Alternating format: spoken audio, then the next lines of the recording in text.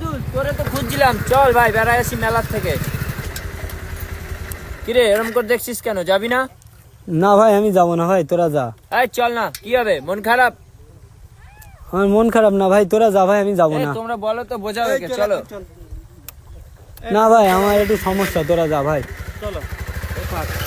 কি হয়েছে? আমি আসলাম। হ্যাঁ ভাই যা।